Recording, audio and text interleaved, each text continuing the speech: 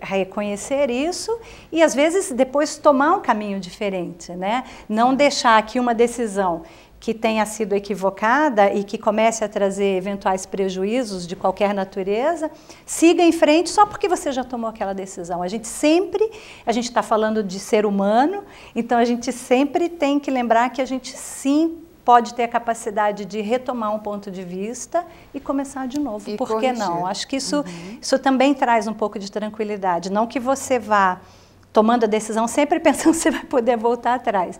Mas se ocorrer, a gente pode ter essa tranquilidade. Certo. Se permite acrescentar, eu acho que sim, pois é não, sempre bom a gente tomar uma decisão que não seja correta. Porque essa decisão que não foi correta nos traz um aprendizado muito maior do que aquela decisão que tenha sido correta. Nos traz muita forma de reflexão, por que eu fiz aquilo, o que estava certo, o que estava errado. E o importante é como que eu posso corrigir. Certo. E o segredo é saber reconhecer o erro. Né?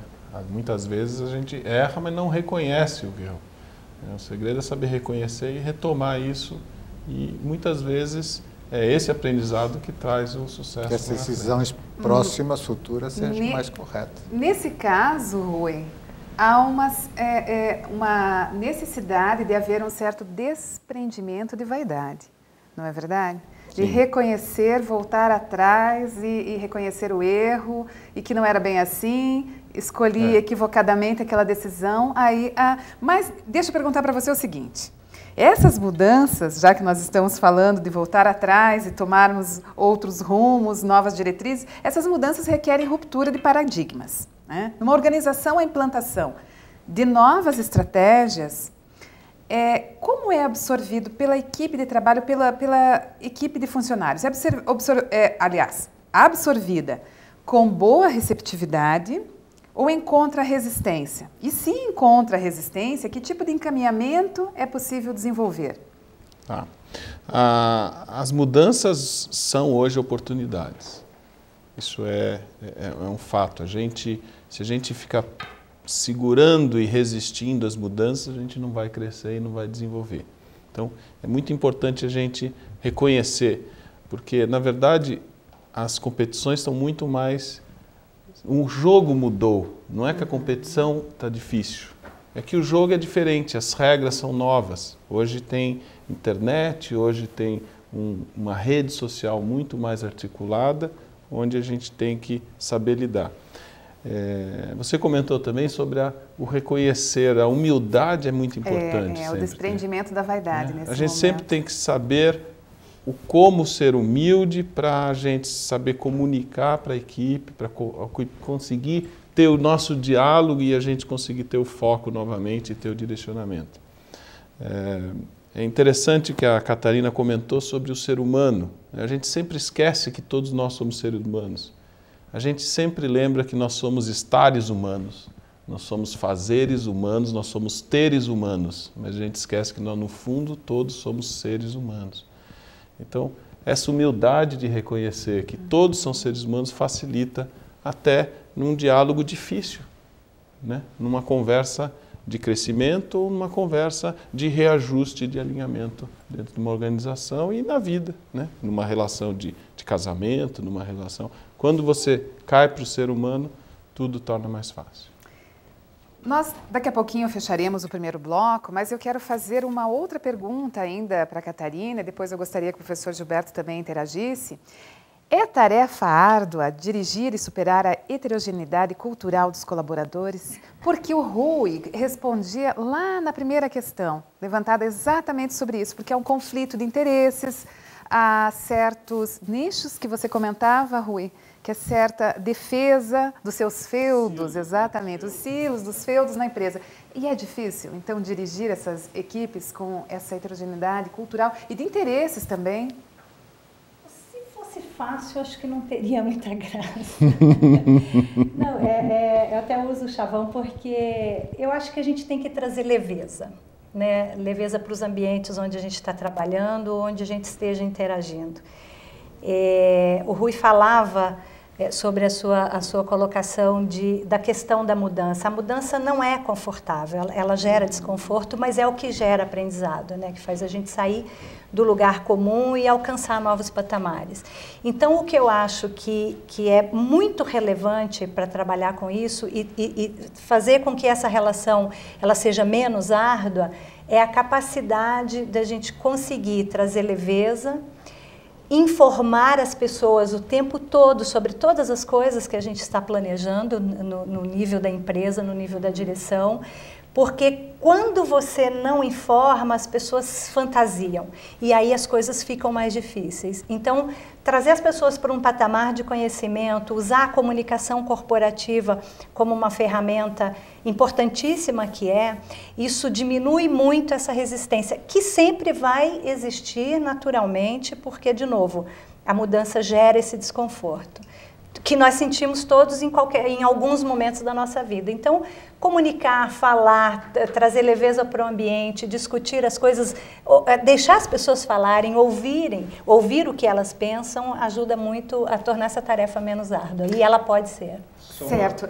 Só um pouquinho, Daniel. Nós temos que chamar o nosso institucional, mas antes eu quero deixar no ar a nossa situação-problema. E daí nós teremos todos os nossos convidados participando. A situação-problema de hoje do nosso programa sobre educação executiva é a seguinte: a função-chave de um executivo é fazer crescer a organização mediante o desenvolvimento pessoal dos colaboradores e equipes de trabalho. De que maneira se obtém esse resultado? Essa é uma questão que os nossos convidados irão responder no nosso próximo bloco e também para que vocês reflitam assistindo ao nosso institucional. Voltamos já.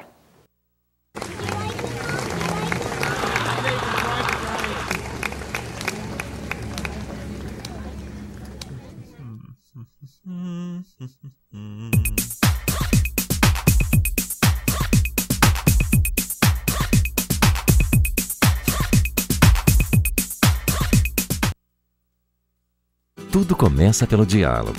Afinal, na cidade onde o abstrato conversa com o figurativo e o sagrado convive com o profano, é que nasceu uma escola de negócios que fala com o mundo. A ESAD, a melhor escola de negócios da Europa, se uniu à FI Business School para trazer para o Brasil o AMP, Advanced Managing Program, o programa de direção geral voltado a executivos que querem dominar a língua do sucesso. ESAD, o diálogo profissional e o acadêmico no mais alto nível.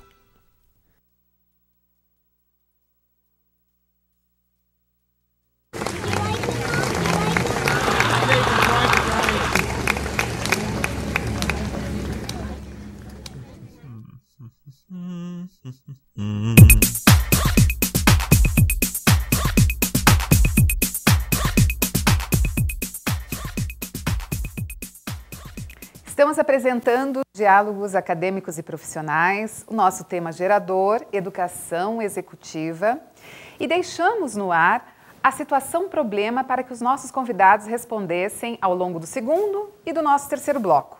Vou repetir então a situação-problema. A função-chave de um executivo é fazer crescer a organização mediante o desenvolvimento pessoal dos colaboradores e da equipe de trabalho.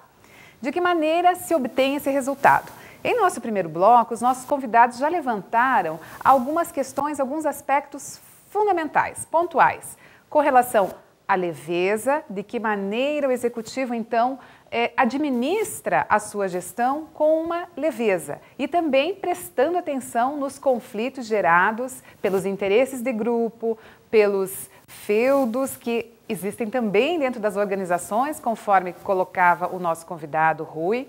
Eu chamo então o Daniel para que faça o comentário sobre essa questão da leveza, Daniel. O que chamou a atenção nesse primeiro bloco? No primeiro bloco, acho que no final do primeiro bloco, a Catarina comentava um pouco sobre as componentes levantadas pelo Rui quanto à mudança, ao desafio que a mudança representa. E você colocou de uma forma bem interessante que junto às nossas equipes de trabalho a gente tem que, de alguma maneira, desenvolver essa sensação de leveza e, ao mesmo tempo, dar alguma informação. Esse termo leveza chamou um pouco a atenção, então eu queria, se possível, que você conversasse, vocês estendem aos outros convidados, um pouco sobre quais são as componentes dessa leveza e como no ambiente de trabalho executivo, o papel gestor, ele acaba explorando essa leveza no sentido da resolução da nossa situação-problema. Catarina, gostaria de iniciar? Eu procuro trazer para a minha equipe esse aspecto de a gente ter um ambiente criativo e um ambiente singular, no sentido de que as pessoas não precisam necessariamente estar tensas o tempo todo. Acho que a tensão, um determinado nível de tensão, ele provoca a criatividade, é interessante, então as pessoas têm que ter metas e elas têm que ser desafiadoras, mas as pessoas têm que perceber que elas são atingíveis também, que elas são alcançáveis. Então, quando eu falei da leveza, eu estou falando exatamente de ter uma clareza de propósito. As pessoas têm que saber onde elas querem, onde a empresa quer que elas cheguem, para que tenha o resultado da empresa. Então, essa estratégia tem que estar muito clara e o caminho que nos leva até lá não precisa ser um caminho da opressão, da pressão exacerbada. Tem momentos, sim, que a gente tem que correr para fazer entregas que deveriam ter sido feitas ontem, porque o mundo é veloz, mas isso não quer dizer que você não possa fazer isso com tranquilidade, deixando as pessoas respirarem livremente e fazendo com que essa tensão ela não exceda o ponto de sair da criatividade para a depressão, e para os problemas que a gente verifica hoje nas empresas, né? Eu vi recentemente um caso de uma grande empresa aqui no Brasil, isso aconteceu em São Paulo, que um executivo suicidou-se na mesa de trabalho. Então, essa empresa, inclusive, já demonstrou uma preocupação em fazer trabalhos que entendam o nível de estresse das suas equipes para melhorar, mas é uma situação na qual nós não precisamos chegar. Mas eu acho que o executivo, vamos ver se o Rui concorda comigo, ele tem um papel muito importante nisso, de conduzir a sua equipe com essa tranquilidade para o cumprimento dos objetivos organizacionais. Rui, alguma consideração sobre essa questão, o comentário da Catarina? A minha experiência diz que é o executivo que dá a cara para a empresa. Então, e você pode conduzir a empresa de uma forma leve, né? De uma forma simples, de uma forma onde você reconhece os pares e reconhece os colaboradores como seres humanos e como pessoas que estão ali vivendo muito mais tempo dentro da empresa do que nos próprios lares. Então, como tornar esse ambiente mais agradável para que realmente você aproveite essa oportunidade de ficar mais tempo com seus colegas, ou você pode transformar a empresa numa batalha de guerra. Né? Num campo de batalha. Quem define isso realmente é o executivo e é ele que dá essa cara. Agora, o que eu entendo disso tudo é que nós, no fundo, nós somos muito parecidos. Nós somos como, eu sempre uso um símbolo do iceberg, onde 90% do iceberg está embaixo d'água, onde você não enxerga, e que são os medos, né? Os receios, as ansiedades. O né? ser humano. Né? Que é o ser humano. O que está em cima do iceberg é a nossa forma, é o nosso jeito, é o nosso óculos, nossa cor do olho, que são as pequenas diferenças. No fundo, todos nós somos iguais em 90% e somos diferentes em 10%. No momento que a gente enxerga os nossos colegas como iguais, a coisa anda. E a gente quer viver num ambiente bom, num ambiente feliz. Bom para todos, harmônico. Né? Num ambiente onde você define a questão da sustentabilidade, que o Daniel comentou, quer dizer, o quão importante, quais as decisões que você toma na empresa hoje que vai impactar isso daqui a 10 anos. Quer dizer, como que você organiza isso para que a gente tenha um mundo melhor para os nossos filhos. São as decisões do dia a dia. E isso dá um impacto. Então, no momento que você divide as decisões e que você compra um produto melhor porque a empresa é do bem, você está trazendo isso. E se você é a empresa do bem, é porque os funcionários estão bem, porque os funcionários são felizes, isso tudo irradia uma motivação e que traz para o mundo melhor mesmo. Certo. Professor Gilberto, uma consideração sobre aquele comentário que a Catarina fez lá no começo, sobre a leveza, ou nós já podemos partir para a situação problema? Não, só complementando, eu acho que realmente tudo isso que foi comentado é muito importante. E o fator que muitos erros acontecem e às vezes falham transmitir essa leveza é a falta de comunicação.